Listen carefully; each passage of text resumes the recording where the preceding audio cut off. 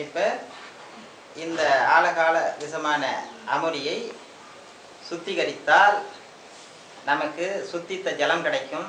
சுத்தித்த ஜலத்துக்கும் நாதவிந்து நீர் என்று பெயர். நாதவிந்து நீரிலே கால்பழம் காரச்சாரம் கலந்தால், செவ்வீரத்தை கலந்தால், அது மாதாந்தர ருது என்று அழைக்கப்படக்கூடிய கோழி ரத்தம், எதோ இதுக்கெல்லாம் பேர் சித்தர்கள் நிறைய பேர் சொல்லியிருப்பாங்க இந்த சிவப்பு வண்ணத்துக்கு. அதை ஒத்திட்டு பார்த்தீங்கன்னா கரெக்டாக இருக்கும். இப்போ இதை நம்ம தயாரித்தோம்.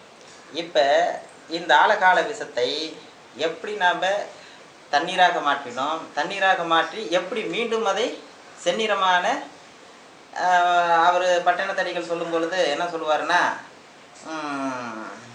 செம்மதி பால் ஊறல் உண்டு அப்படின்னு சொல்லுவார். செம்மதி பால் ஊறல்னு சொல்கிறார். இப்போ இது செம்மதி தான். மதி என்றால் தண்ணீர், தண்ணீர் நிலா. அப்போ இது சிவந்த தண்ணீராக மாறி இருக்கிறோம். இது எத்தனை மணி நேரம் இப்படியே இருக்கும்? 1.5 நாள் இப்படி இருக்கும். அடுத்த 1ஆவது நாள் என்னாகும்? செம்மதி சிவந்த மதி தெரிய ஆரம்பிச்சிடும். இப்போ ஊறல் போட்டுட்டோம். என்ன பண்ணோம்? நாதவிந்து நீரிலே சிவசக்தியான காரச்சார உடலை ஊறல் போட்டாச்சு. இது ஆங்கிலேயர் என்ன சொல்கிறாங்க?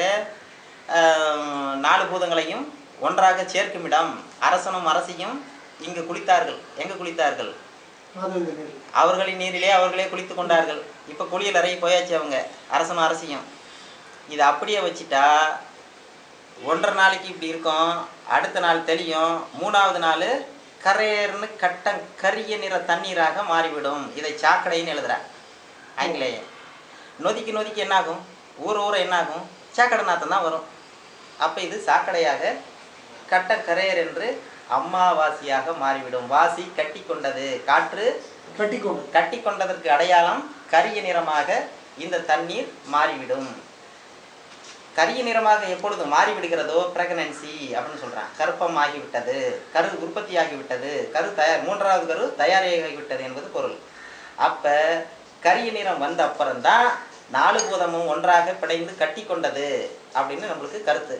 4 பூதம் கட்டி கொண்டால் அதுக்கப்புறம் 5ஆவது பூதமாக மீண்டும் அதை வாழையில் வடித்து நாம் சாகா மருந்தான, உயிரீட்டும் கலை மருந்தான அந்த அந்த பானத்தை பெறுகிறோம். அதுதான் நம்மளை எல்லாத்தையும் வளமாக வைக்கும், சகலத்தையும் சுத்திகரிக்கும். அப்படி பண்ணோம். சரிங்களா? சரி. இப்போ